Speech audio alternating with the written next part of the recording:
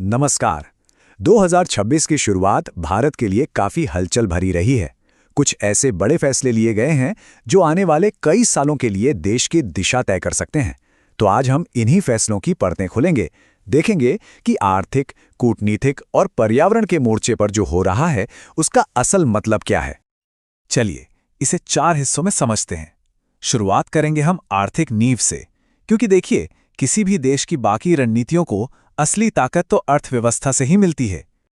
तो हमारा पहला पड़ाव है भारत की दो तरफा आर्थिक सोच।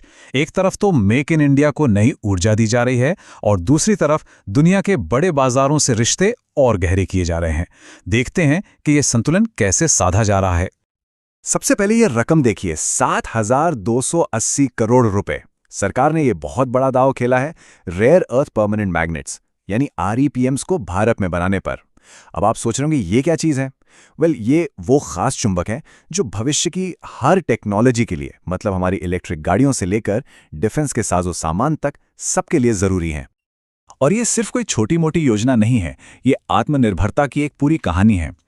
इसका सीधा सा लक्ष्य है चीन पर हमारी निर्भरता को खत्म करना। आप देखिए, अभी हम लगभग 85 से 90% तक चीन पर निर्भर हैं।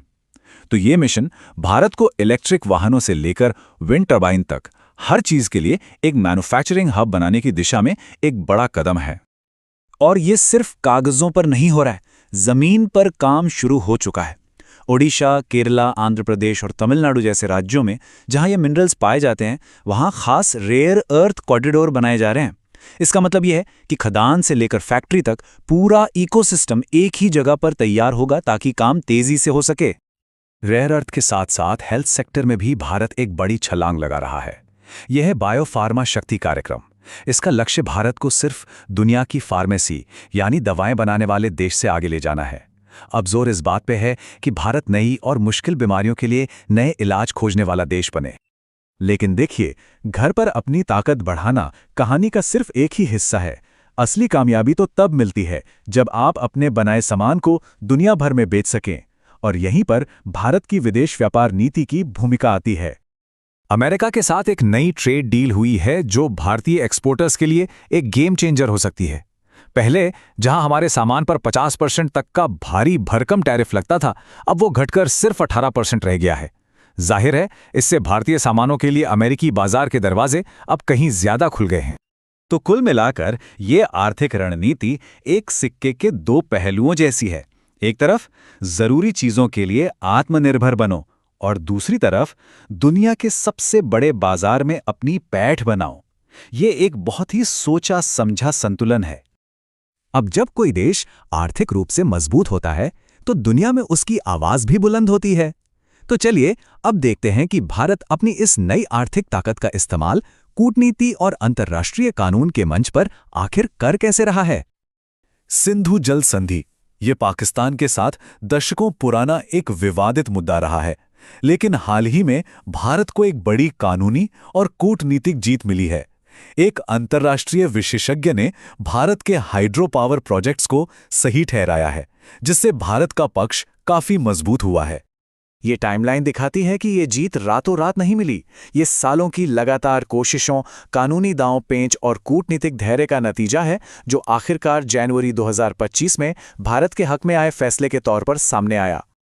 पुराने विवादों को सुलझाने के साथ साथ भारत भविष्य के लिए नई दोस्तियां भी बना रहा है, और इस कड़ी में अरब देशों के साथ रिश्ते एक खास जगह रखते हैं। हाल ही में हुई नई दिल्ली घोषणा सिर्फ एक दस्तावेज नहीं, बल्कि एक नए दौर की शुरुआत है। इसमें आतंकवाद पर जीरो टॉलरेंस से लेकर ग्रीन हाइड्रोजन और एआई जैसे भविष्य के सेक्टर्स में सहयोग तक हर जरूरी पहलू को शामिल किया गया है। अच्छा, जब भारत दुनिया में अपनी जगह मजबूत कर रहा है तो एक बहुत जरूरी सवाल उठता है कि वो अपने घर यानी अपने प्राकृतिक खजानों को बचाने के लिए क्या कर रहा है। तो चलिए इसी सवाल का जवाब ढूंढते हैं और देखते हैं कि भारत अपनी प्राकृतिक विरासत, अपने पर्यावरण को बचाने के लिए कौन से बड़े कदम उठा रहा है। 98 ये एक बहुत ही खास नंबर है। 2 फरवरी यानी वर्ल्ड वेटलैंड्स डे के मौके पर भारत में रामसर साइट्स की कुल संख्या 98 हो गई है। रामसर साइट्स मतलब वो वेटलैंड्स जिन्हें अंतर्राष्ट्रीय स्तर पर अहम माना जाता है।